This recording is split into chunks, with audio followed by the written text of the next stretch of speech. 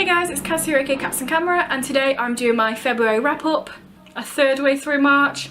That's not like me, is it? What are you doing? So in February I read 12 things, all picks by you guys. I will leave my TBR bingo video above and below if you want to check that out. I came up with this idea of getting you guys to pick my TBR, so if you want to see how that was made, check out that video. So yeah, I will also leave my video for my announcement of the TBR where it tells you which book was picked by which person. I don't know how I'm going to pick up a book now because this one wants too much attention. You're going to have to get down. So first up in February I read Underworld. This is by Kathy McPhail. This one is about a group of kids who go on this school trip, go in a cave, and then they get trapped in the cave. It's a middle grade. I will say the characters are kind of one-dimensional, not very likeable, most of them. Most people in here were just kind of a caricature of the bad kid, or the kid that likes to be a bit weird, or the nerd kid, you know what I mean? It was okay though, I kind of enjoyed it. There was a little bit of sort of a paranormal or supernatural element in here, and it's left kind of open-ended, so you don't know whether it actually was anything weird about it or whether it was just in the imagination. So yeah, it was okay. So next up I read Gambit. This is volume 3, King of Thieves.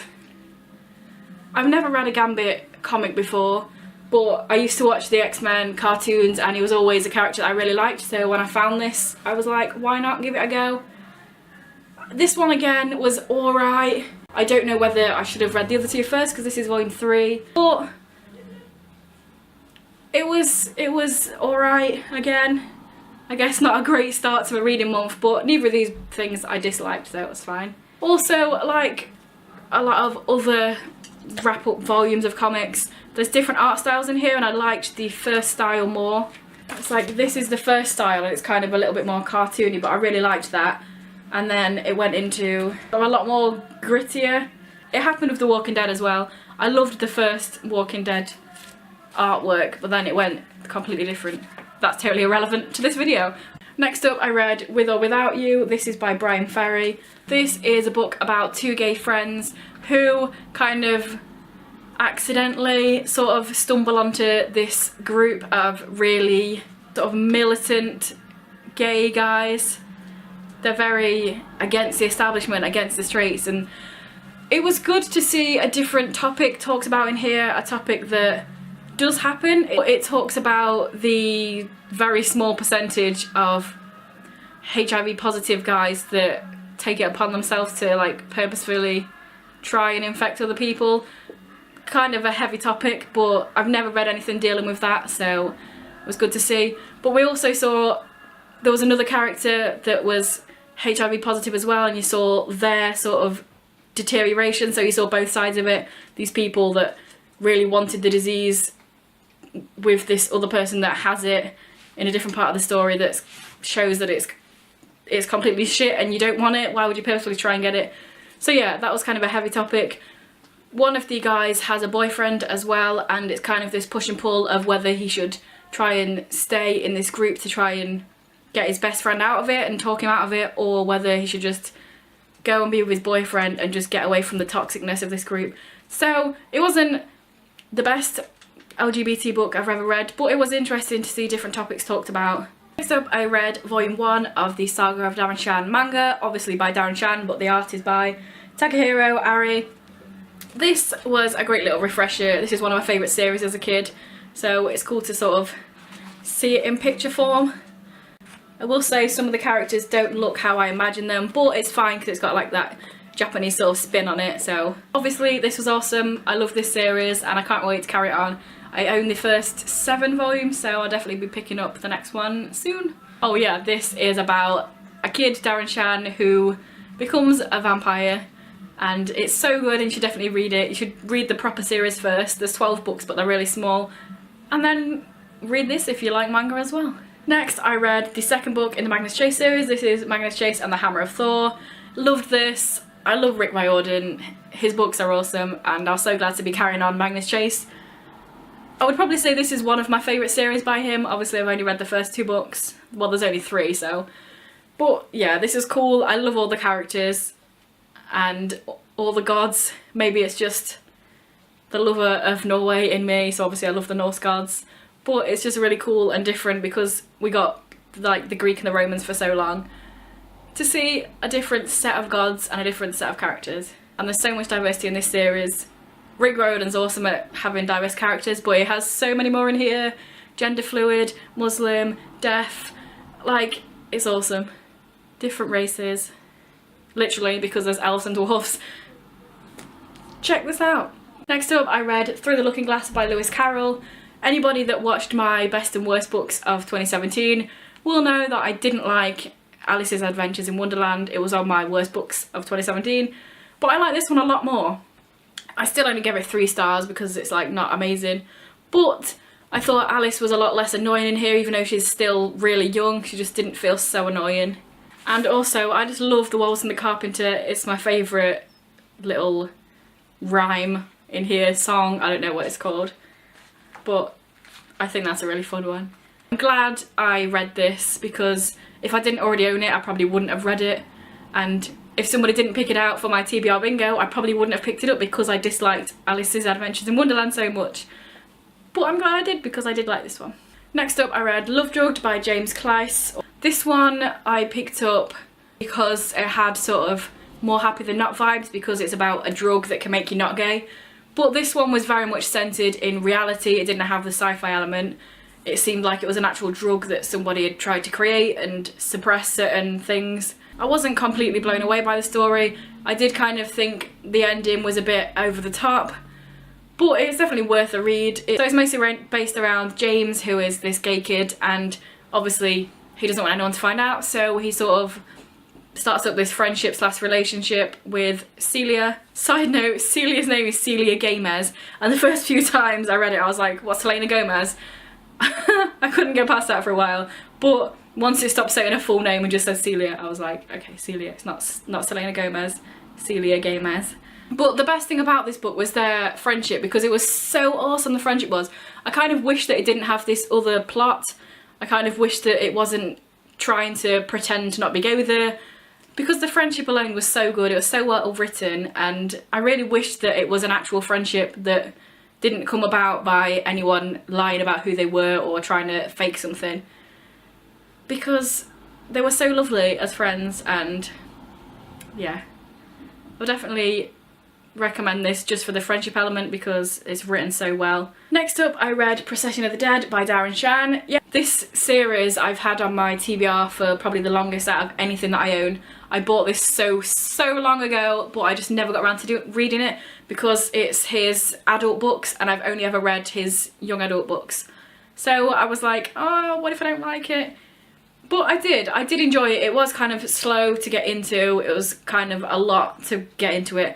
It's a crime book and I don't really read crime books very often, but there were sort of sci-fi elements which went through it, and there was a bit of like magicalness going through it. So I think that definitely sort of piqued my interest more than if it was just a basic crime story. Oh, and when I say crime, I mean like based on the criminals, not police people trying to stop crime. This is about a crime overlord and all of his underlings, and everything's crazy and people can't remember stuff and they don't know why. There were big twists in here. Darren Shan's good at writing twists. One of his other adult novels that I have read, Lady of the Shades, if anyone's seen my April Fool's video, it's the book that I'm talking about, having all the twists in it. Yeah, it's great. This was really enjoyable as well, so I'm glad I finally picked it up. Next, I read Kick-Ass 2 by Mark Miller and John Romita Jr.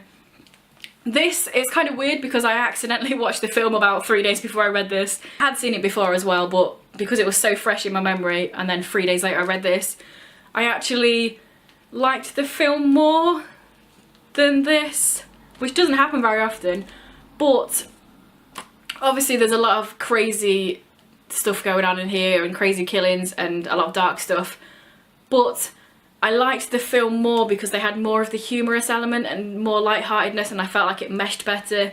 This one is kind of some of the really heavy elements were just heavy elements, and then there was no sort of reprise or nothing to sort of lighten the tone sometimes, and I felt that it was just kind of like, whoa.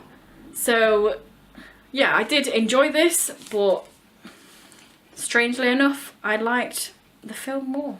Here is a sort of artwork in here. I'm sure most people have heard of Kick-Ass, either seen it or read it or whatever. But it was cool to see all the different elements, because obviously when stuff's adapted they change stuff, and the whole ending, even though it had kind of similar outcomes, it was completely different where it was set and stuff like that. So it's cool to see all the differences in here, and yeah, the film just slightly better in my opinion. Next up, I read Release by Patrick Ness. This one was awesome. Before I went into this, I had no idea that there was a fantasy element in it, because I didn't read the back. I don't know, it doesn't say anything there anyway. But I hadn't read the synopsis. All I knew was that it took place in one day. So when this sort of like weirdness started happening as well, I was like, wow, this is awesome. I was not expecting it. Also, most of Patrick Ness's books do have sort of a weird sci-fi element or a fantasy element. So it wasn't out of the norm, but it was cool because I wasn't expecting it. So yeah, like I said, this is all set in one day, and that could have been a concept that was done and it felt kind of fillery, but I think it was really cool the way it was done. It didn't feel like the pace was wrong anywhere. It felt perfect pacing throughout. It felt like there was enough sort of main elements that happened in that day to make it interesting. And yeah, I really enjoyed it. I enjoyed all the characters. The fact that it was only one day and all the characters felt like they had a personality and they felt like people was awesome. Next, I read The Kiss of Deception by Mary E. Pearson. This is a book that I'd heard a lot of talked about on BookTube, and I found it in a charity shop for really cheap, so I was like, you know what, I'm gonna grab that. And it was really cool. I enjoyed it. This is a story told by 3 different people. We have the runaway princess, and then we have an assassin and the prince. And throughout, you kind of don't know which character's the assassin and which one's the prince. At the beginning, I kind of changed my mind a few times because I thought maybe she's doing that to make us think that that's the person, but doing that because of that. But I did kind of have a pretty much standard idea of which character was which, but that didn't take away from the story at all. It was still cool when it was real. I was like, yeah, I knew that was the guy, but it's cool seeing all of his different emotions and how he was going through whatever he was going through and how he felt about certain things. And I'm saying that about both of the characters. So yeah, I thought it was a cool concept. And last but not least, I read They Both Die at the End by Adam Silvera. This, yes, it made me cry a lot. Adam Silvera, so good at making me cry. But this one, I mean, it's called They Both Die at the End. Come on guys, we know where the story's heading, but it's still sad. Basically, at the beginning of a day, if they get a phone call that says, yo bro, SARS, but you're dying at some point today, and they can do with that as they wish. There's this app where people can meet other people that are dying on that day, or just meet people that want to spend the day with them and make their day as good as possible. Some people have funerals for themselves before they die with all their friends and family. So it's a really cool concept. So yeah, this follows 2 guys, Mateo and Rufus, who both find out that they're going to die that day, and they go on this app and meet up. And it's just about the day and them discovering friendship and maybe more with each other. And it's sad, but it's also happy, and there's so many different elements of how you think they might die, or you try and think maybe they won't die, maybe something's wrong, maybe they'll be able to break free of this thing. It's just really cool and awesome, and I love Adam Silvera's writing. Even though I've only read 2 of his books, he's definitely one of my favourite authors. So there we have it. That's everything that I read in February. Some of them were alright, some of them were awesome, but there's nothing in there that I didn't like. So yeah, I really enjoyed this TBR bingo thing that I came up with. I definitely feel like I'm going to do it again in a few months, because it's cool, because a bunch of these books I wouldn't have read. And obviously I was the one that picked the books to be put in the bingo thing in the first place, but it just felt like more interaction. It just felt like a cooler idea that somebody else has picked it out for me without knowing what the book is. So yeah, tell me down below what you read in February, or whether you like the idea of this TBR bingo. If you want to do it, then by all means do it. It's a cool idea. I feel like it would be cool if other people do it. So tell me down below if you do it. Let me pick a book for you. If this is your first video by me and you enjoy it, please check out some of my others, and if you continue to enjoy them then please subscribe, that'd be awesome. Anyway guys, I will see you in a few days with another video. Bye. But I guess that showed the different... Alright, don't hiss at each other when I'm trying to film.